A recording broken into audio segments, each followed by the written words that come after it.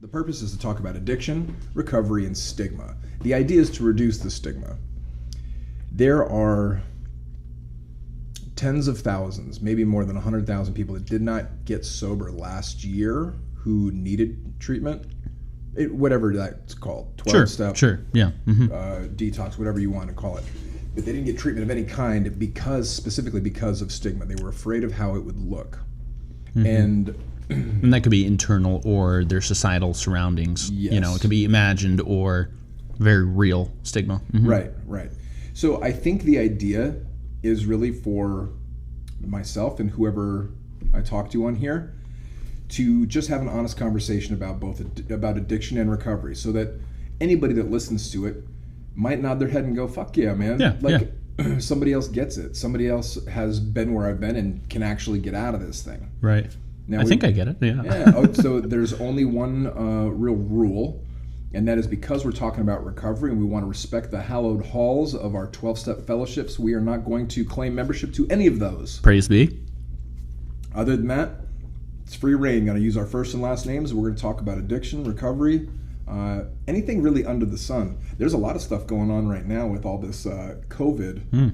So that might be interesting to talk about. We might want to talk about what recoveries look like in a pandemic era. Yeah. It's been different, you know. It's what's strange about it is a lot of the the Zoom conferencing, stuff like that has been strangely viable. You know, it really has been. I mean, it's obviously never going to be the same as the camaraderie and fellowship that you get from going to a meeting, but it does feel like a meeting. It kind of does. Yeah. I think to the seasoned recovery person, sure, I think it feels very good enough. Yeah.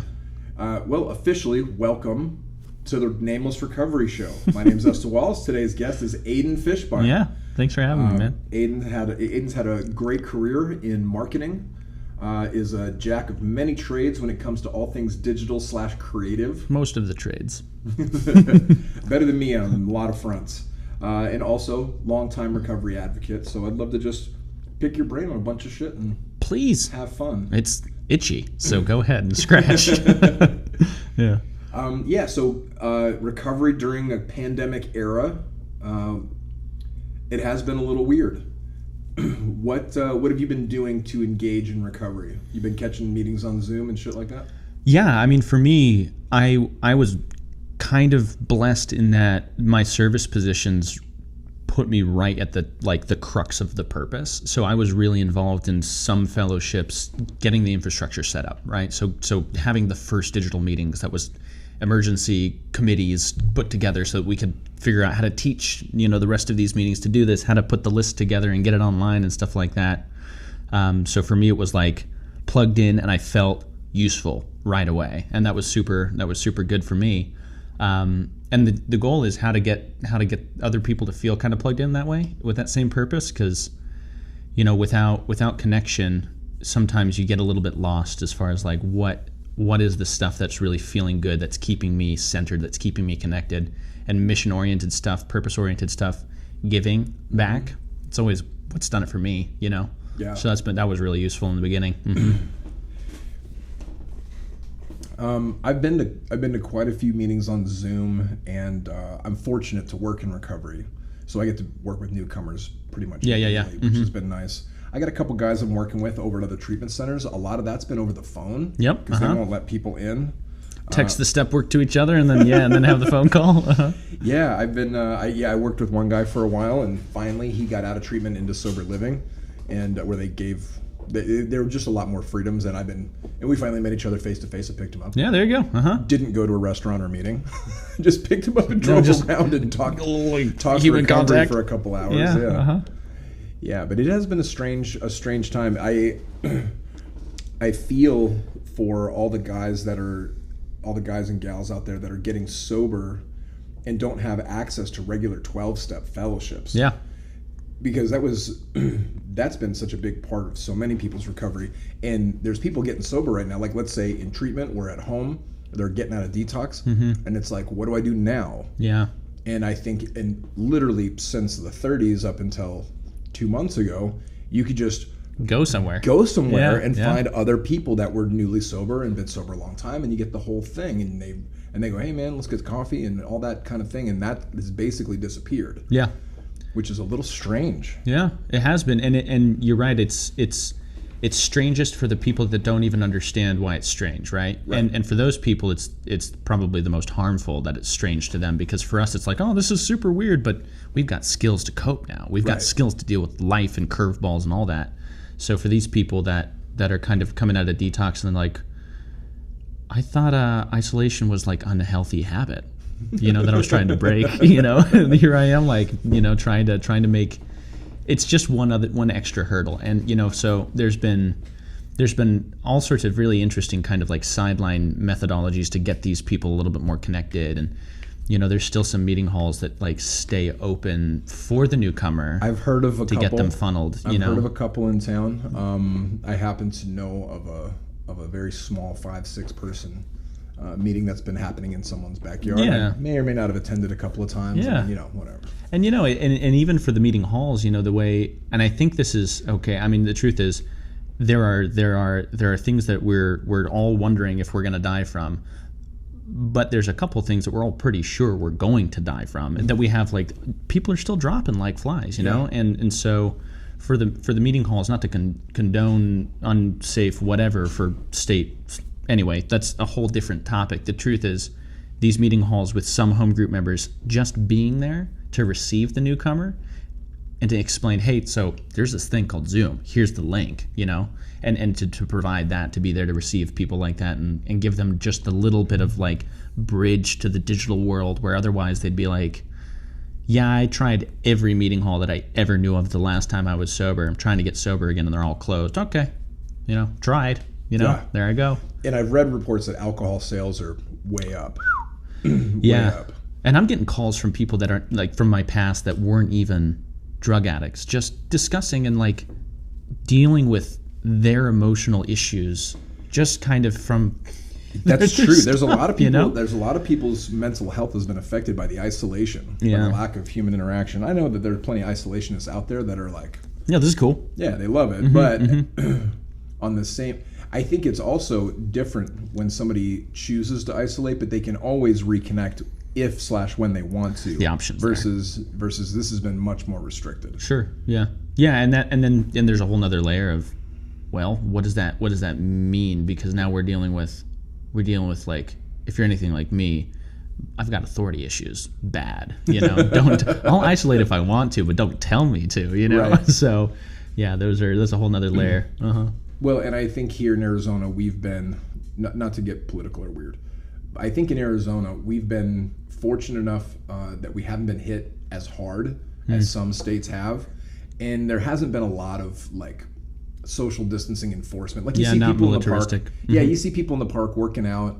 Not in big gatherings, but I mean, they're like, I've seen like soccer moms out with like their wine in cups, like sitting 6 feet apart in lawn chairs in groups of 10 or 12. Right, yeah. Like hanging out at dusk. Like, that's cool, man. I get it. And nobody's really come down too hard. No, and and there's also been just plenty of people that are doing what they think they need to do without being whipped to do it, So and that's one of the things that alcoholics are not great at, so we see the rest of society kind of exercising good, healthy reactions to dramatic incidents, but these drug addicts, alcoholics, we have a hard time figuring out what's true even, right. And so we, for many of these people coming in, they don't know that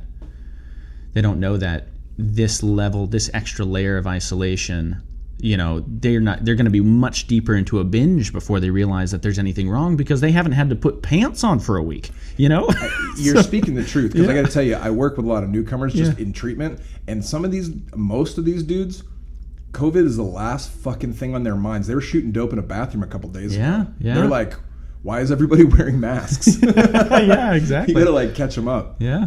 They don't even really understand what's going on. And they're not watching the news. They're not. No, they're barely plugging into like. They're like, dude, I was in Walmart the other day. It was fucking weird. Yeah. You're like, yeah, it's been weird for 2 months, bro. And that's the thing. They're coming out of a cave, but they're just going into another cave. Right.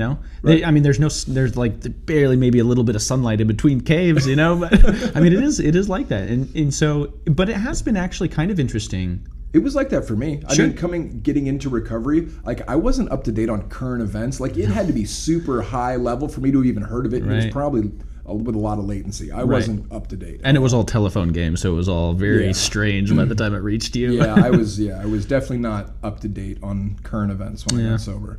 But yeah, and that's like that's not a necessary thing to happen when you get sober, but it's the goal of all what we're trying to do is get back into the mainstream of life, you know, and whether or not it's because idle hands are the devil's work, and it's good to be busy, and it's good to have community, so you don't think about getting high for that little while where it's really, really that grace period, if you believe in that. But the truth is there's a whole aspect of like what we suggest and what we do that's like off the table right now, or totally different. Is. Yeah. Mm-hmm. It really is a strange time. Yep. Strange time for people to get sober. A strange time all the way around. Yeah.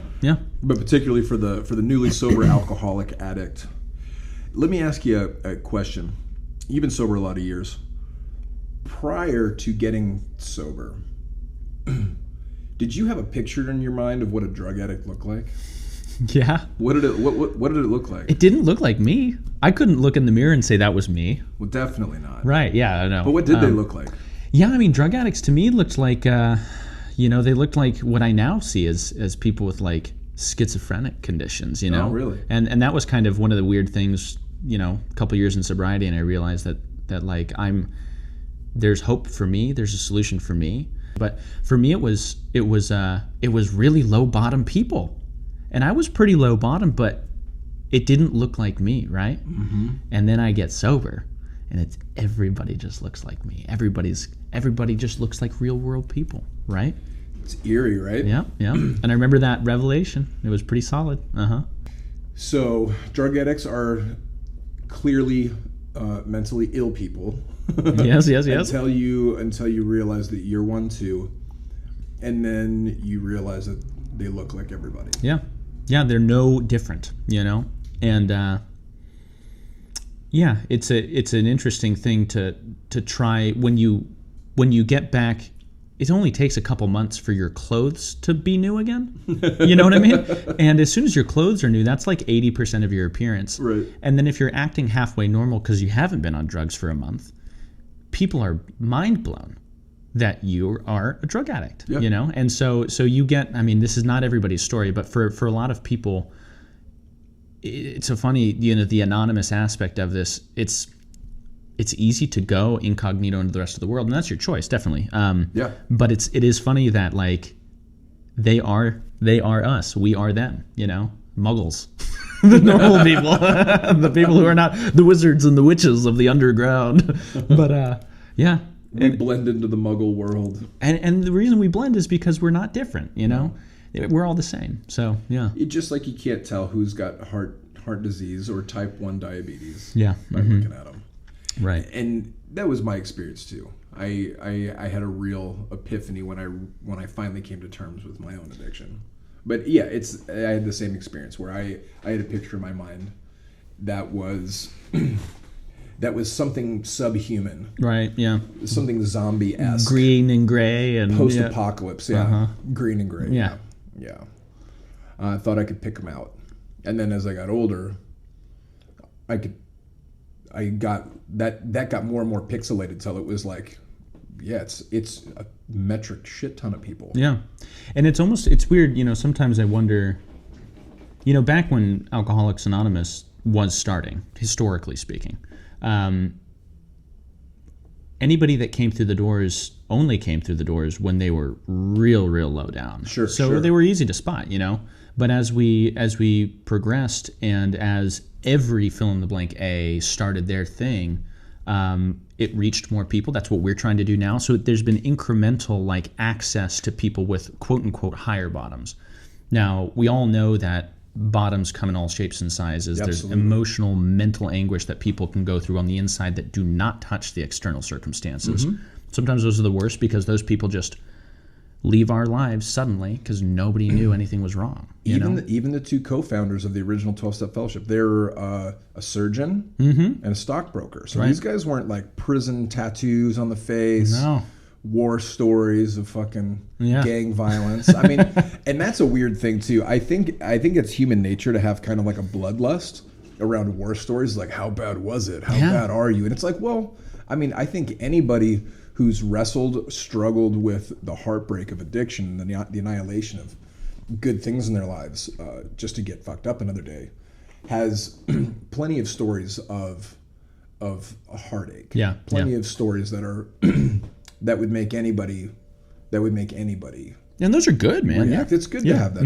It's healthy. That's the way that's a natural response when you hear about some of these things. And it has a lot less to do with the external. Sure. And I think that's important. There's this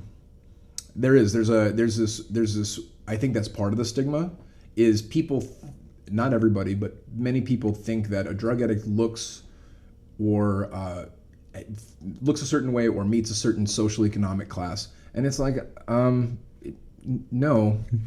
Actually, No. I'm giving a lecture at a medical school here next month. Hopefully, it's not on Zoom. Hopefully, we can do this in person. But it's called the addict with a excuse me.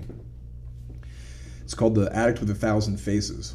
I think I inhaled some of my own saliva. There you go. The addict with 1,000 faces, and we go in depth into all the demographic cohorts where addiction is represented. Yeah. And it's represented across All of them. every major demographic cohort you can think of. Yeah.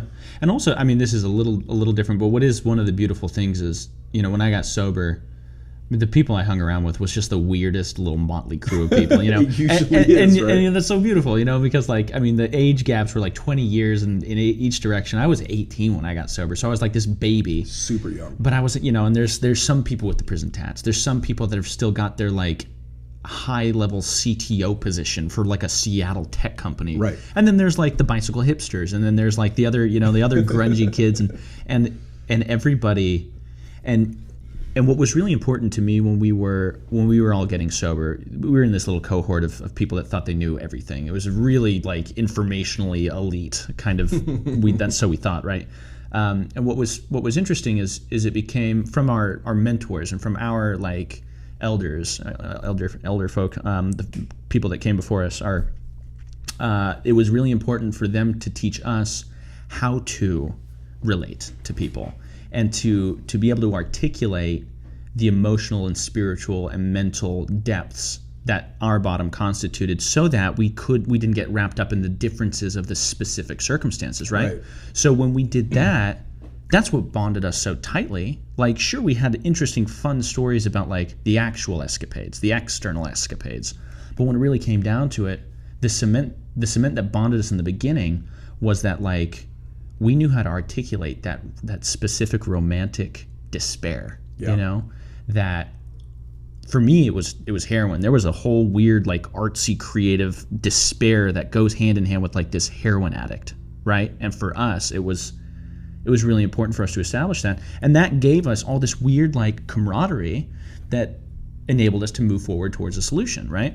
And then when we had that common, it says it in some of the text, but that common bringing together and then that common mission forwards brought us like super close together in the beginning and kept us together for the whole mission, forever onwards.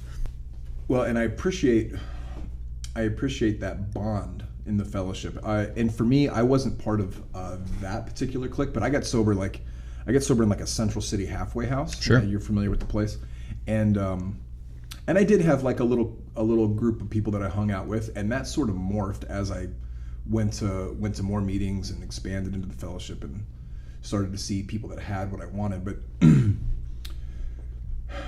yeah, there was a group of guys that I was coming up with in the first 6 months or a year. Yeah, that I hung around with a lot. That's all it takes, because you get your momentum going and you're good. You get through the steps that first time. And then, a lot of the time you take a look at the friend group and you're like, I'm glad you brought me here, but we're gonna make some changes because this program requires a lot of uncomfortable stuff, and not everybody's willing to do it. It's true. It's true. To that end, there's something I've noticed and I think is worth talking about, or at least asking you about.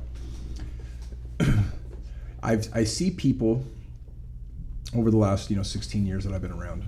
I've seen people do enough work to reach the high water mark of sanity. Like I can think about drinking and doing drugs and not do them anymore. Right. Like they reach that point. They have that level of spiritual awakening, psychic change, whatever you want to call it. But then they sort of just camp out at that spot and don't really push beyond those barriers. Whereas the people that I found myself gravitated to and still find myself gravitated to are the people that push beyond that, and really it's not that momentum just keeps rolling and keeps snowballing. And it's not just about staying sober. It's not just about not doing drugs and drinking. It becomes about how far. If you know I was stuck under this low ceiling that was false for so long. Oh yeah, so limiting. And I break past it, and it's like, what other low ceilings am I living under that are totally artificial? Yeah. And continue to break these barriers and find more depth of experience in life. And you're one of those people. Yeah. You're one of those people. That's Likewise. why I've always liked being around you. Mm-hmm. What do you think? What is it for you that's urged you or pulled you or pushed you to keep going? I don't know if I've ever been asked that question, and it's a really important question. And I take that super seriously with the guys I work with too, because it's really my job to let them know that this is the beginning. This is the beginning. We're just talking about building a foundation here, a cornerstone, if you will. But as far as what made me do that, I don't know. There was a combination. There was definitely a pretty intense revelation when I realized how skeptical I was about what was there for me, what kind of opportunity was. And I think everybody can relate to being strung out on whatever you get strung out on and being convinced that this is all there was, right? And setting your bar low and just wanting to get the next little fix, to get to the next day, to get the fuel, to get the fix, to go to sleep, wake up, do it again. And I had made peace with that. And then I broke through that ceiling. And I think what it was is kind of like what I was saying, is that there were other people around me that were seeing the potential in me. I wasn't seeing it, and I had learned how to take some suggestion, and I'd learned the value of feeling good about being useful, like we were talking about earlier. And it was people like you, it was people that were doing some exciting things, that were saying, you have the skills to do this, and you have all of that garbage cleared away that used to block you. Like, let's see how we can develop you, And so it was in addition to like the spiritual advisors and the mentors that like the people in my life that were in that front row, some of the people that didn't really dig on that development, some of those took a back seat, and I replaced some of those people with other people that I wanted to emulate. And over time, like I accomplished certain things, and I can't really be any more complex than say like, I like feeling good, and I'm good at getting more of the stuff that makes me feel good, And I think the only thing that changed, because that's the lifelong story, right? That's why the drugs and the drink worked so well for me, is they felt good, and I knew how to get more.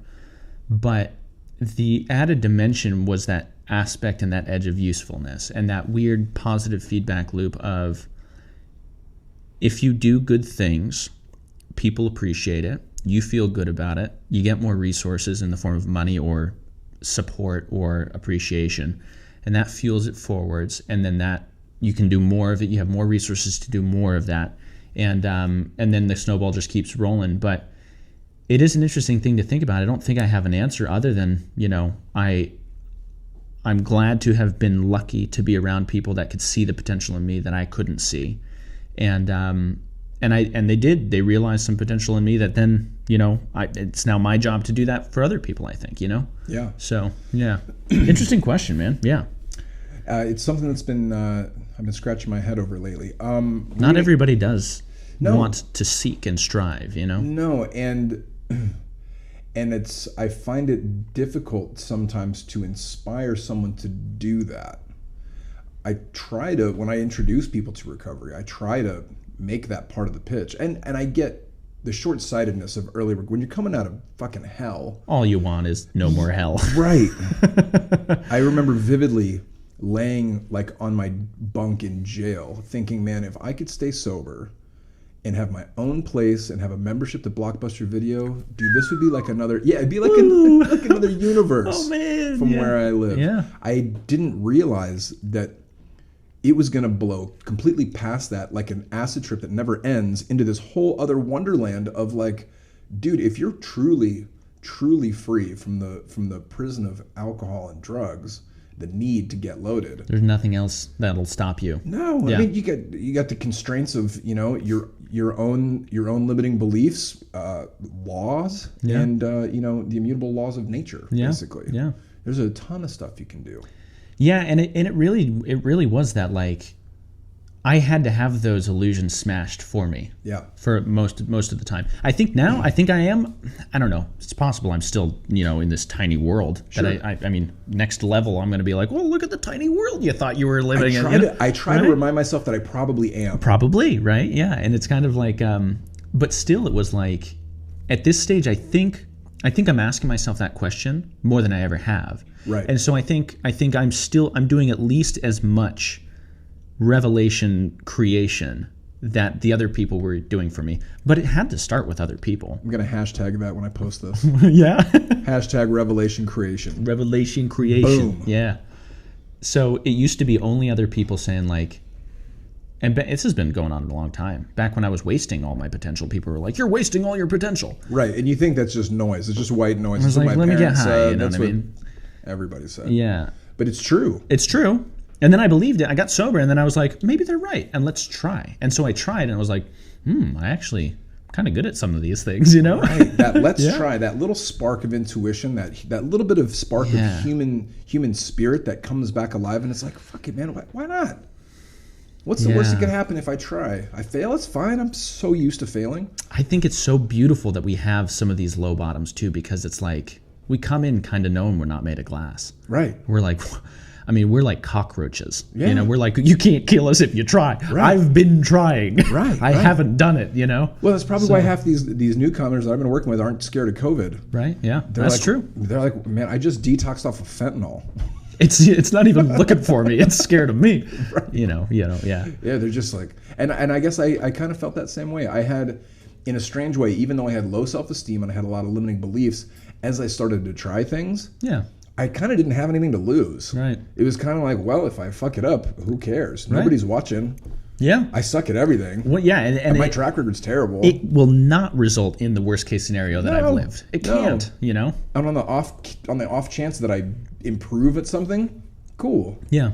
Yeah, I had no idea I was going to keep improving at things. I know. And that's, I think, what's so beautiful about a lot of what kind of the personal development structure, if you will, that we like so much, is it's so clear cut and duplicatable. And the feedback loops or the trials are so tight. You can try something really quickly, get results really quickly, and if they're good, do it again. Right. Double down. And if they're not so good, which hasn't really been my experience, you can stop. Yeah. You know? So that's what I think was so attractive, is that, because I'm a pretty risk-averse person in general, so it didn't look like, okay, take a deep breath, wind up, get your life savings together, and jump. It's not like that. You know, it's like, here's a really quick way to try to realize your potential, to see if you've got a skill, to see if you're interested in other things, you know?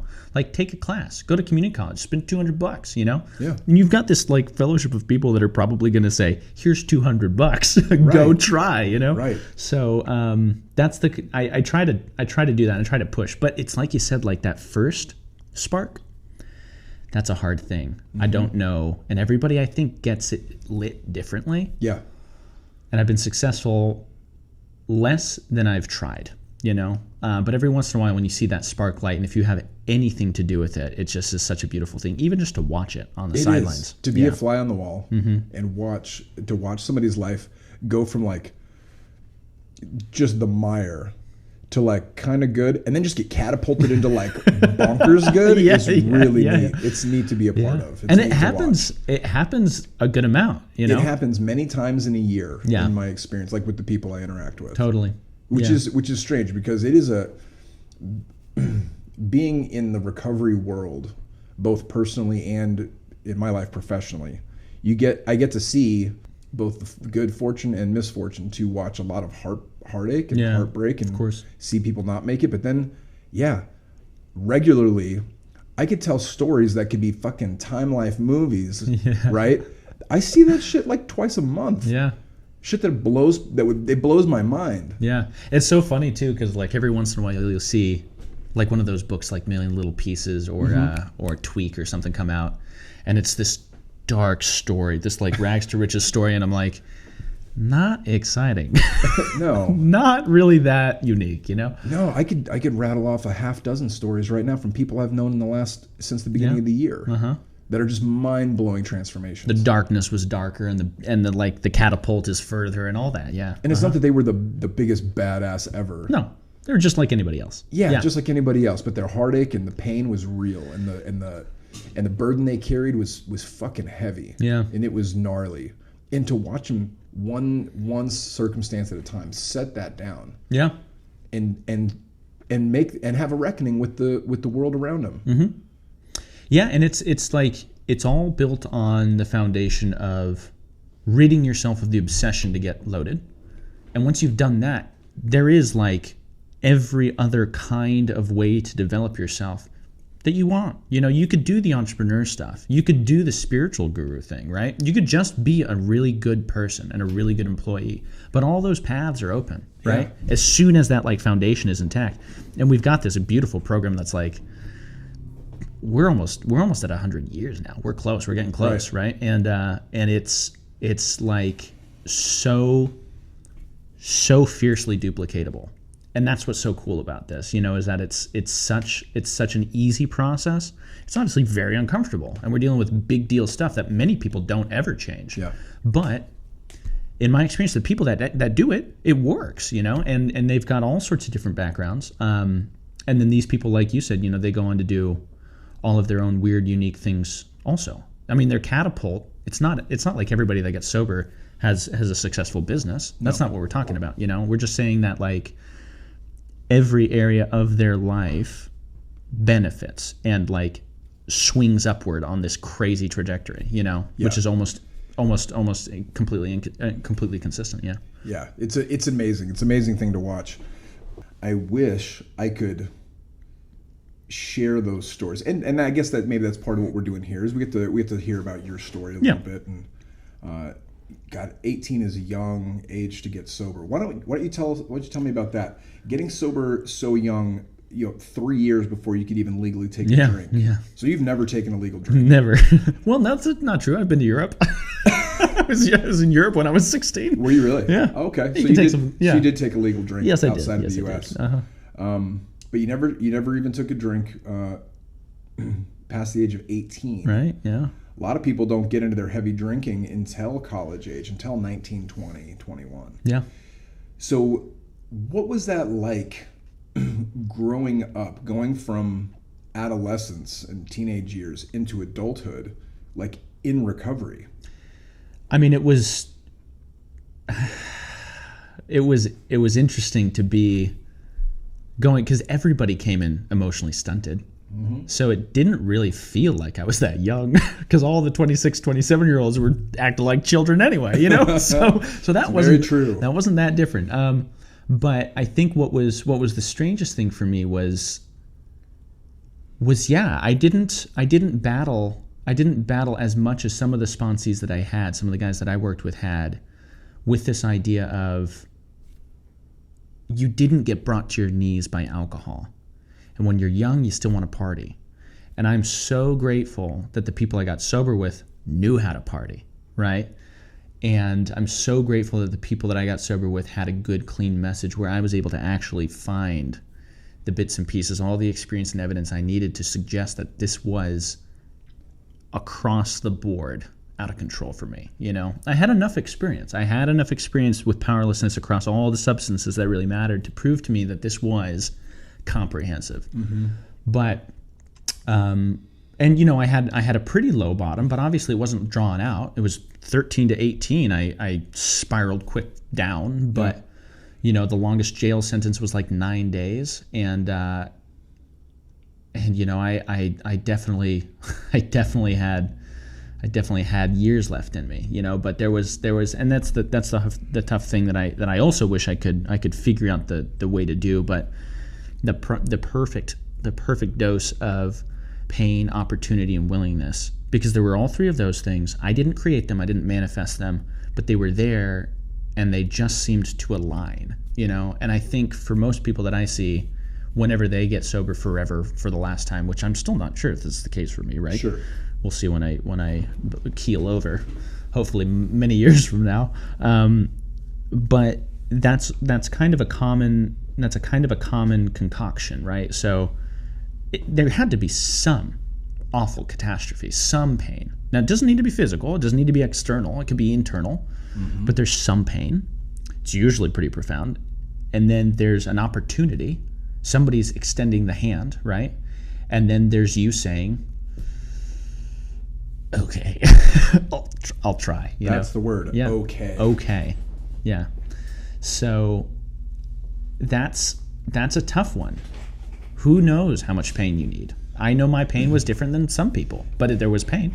Yeah. Well, and here's the flip side of that is you got sober young enough that you could co-create your own life, your own existence with intention, and have those extra years. Yeah. Whereas someone who sobers up later in life, they just don't have as much time to recreate their experience here. And I'm working with that guy right now, the youngster, mm-hmm. and he's telling me, I don't know if I'm an alcoholic, so I drank. And I said, well, isn't it funny that people who are wondering if they're an alcoholic and they've decided that they're not, the very first test is to go and drink? Yeah. It's a little backwards. Yeah. If I was going to convince myself, my family, and the world around me that I'm not an alcoholic, the test would be to try and not. Yeah. To not drink for an extended period. Then the next test would probably be to try drinking in moderation. Right. Yeah. And over time, I could prove, you know what? I can live a normal life, blah, blah, blah. Yeah, I don't have to do all this recovery stuff. Yeah. But it's like, time after time, people like, oh, I think I might be an alcoholic. Maybe I should do something about it. Maybe I should go to some meetings. Maybe I should go to rehab, blah, blah, blah. And then they decide, no, I'm not. In fact, I'm going to prove it right now. By drinking as much as I can. Yeah, exactly. Isn't that the old... Or just by drinking, Isn't that the old 12-step joke? If I could drink like a gentleman, I'd do it all the time. Yeah, exactly. I'd be a gentleman like every day, But it's tough, and it's impossible to give somebody that experience, And it takes what it takes. And even if they have the experience, it's impossible to just imbue the understanding. Like I can sit here with a guy that I'm like, you've just told me your story. You've told me why you wanted to stop. Then you've told me that you started. Then you told me that you stopped again. And you had all the reasons and the evidence that this was a bad idea to start, yet then you started again, And you can go back and forth a bunch of times, and you can have all the opportunity to say, like, yes, I'm an alcoholic because of these three things, these very, very clear things. I can never diagnose somebody, but I can, I shouldn't, but it's really clear sometimes, and I can see it clearer than they can. A lot of times you can see it from the fucking moon. Yeah, exactly. And at the same time, if we don't and aren't ready to see it ourselves, nobody can show us. Nope, that's the sad truth. A lot of us don't make it into the rooms of recovery. Whatever that looks like to them. A lot of us lead long, unproductive, lonely lives and die in hospitals, prisons, on the streets. Plenty. There are wealthy and famous celebrities that often die. There have been several in the last few years. Pretty heartbreaking stories of guys that the public loved, worshipped. Yeah, absolutely. That died alone, and they had plenty of money, and they died in a really nice home, in a really nice bathroom. Yep. And it's just as sad as you were. Yeah, it's fucking heartbreaking. Mm-hmm. Yeah, and the other thing is sometimes the truth is very clear. Sometimes that knowledge that we are alcoholics is there, but there's just not the opportunity. And I think that's kind of what we were talking about, that there's something else that's keeping us from asking for the help, right? Or accepting the help. So we've got this clear picture, for example, that I can't drink, I can't do drugs.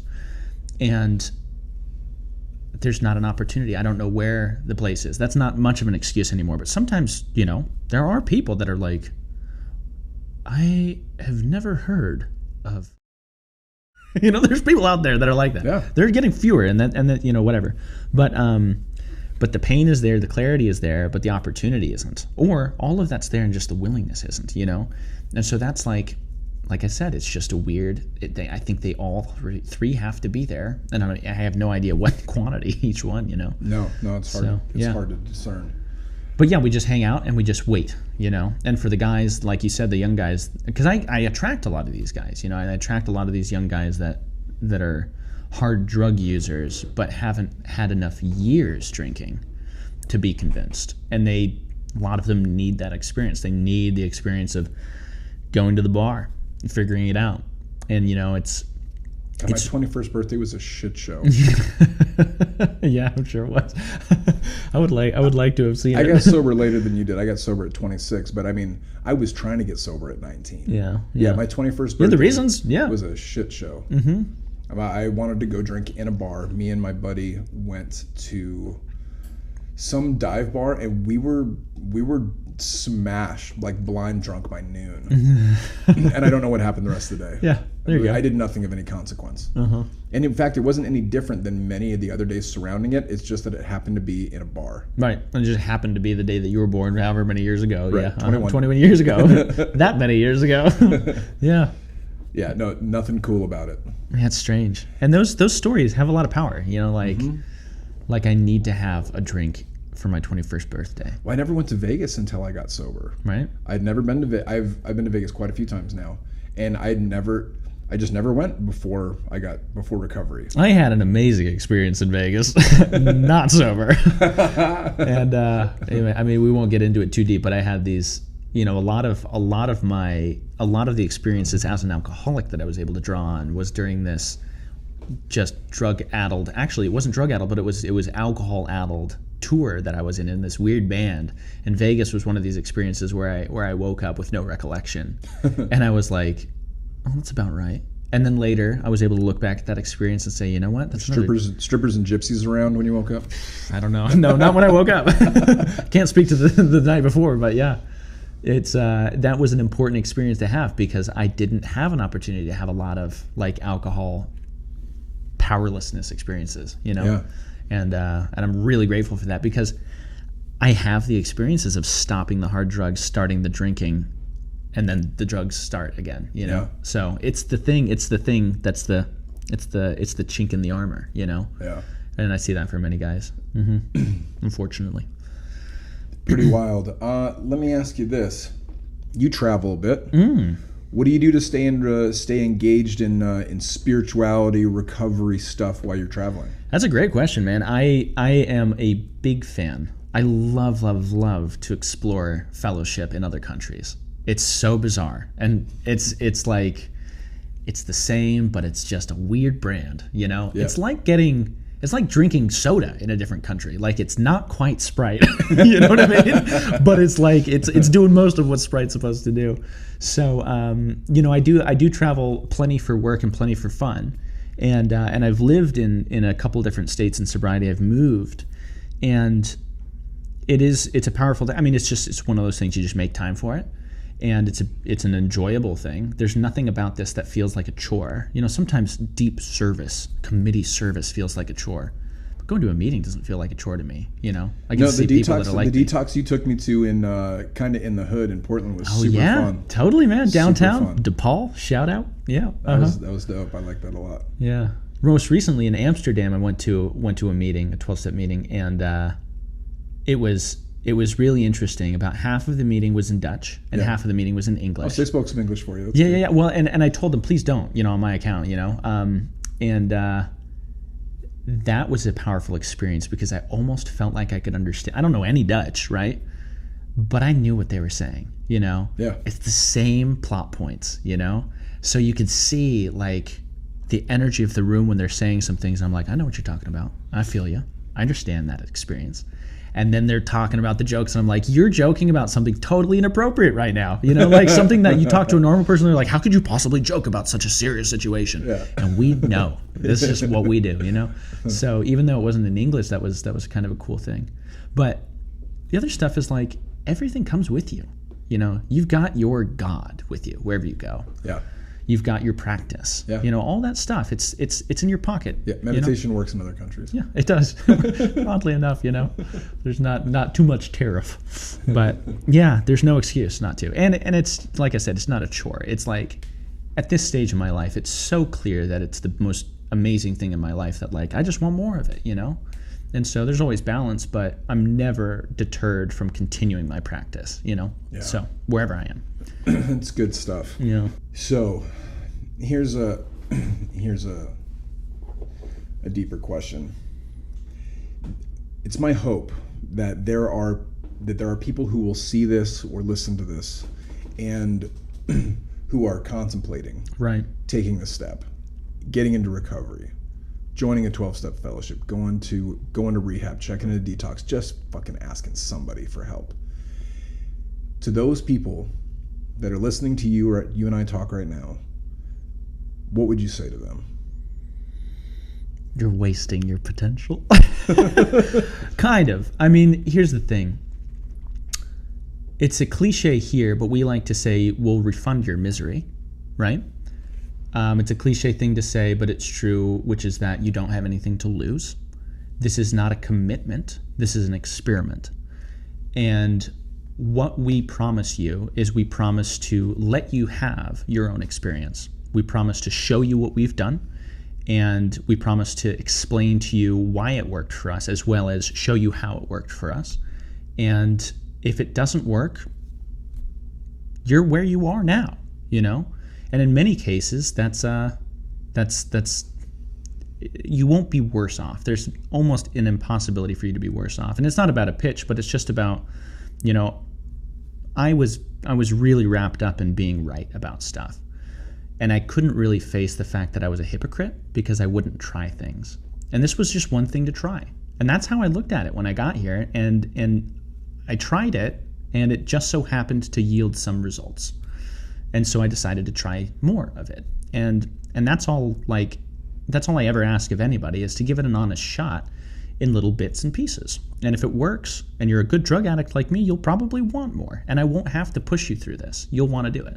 So that's the way I see it. Yeah. That's beautiful, man.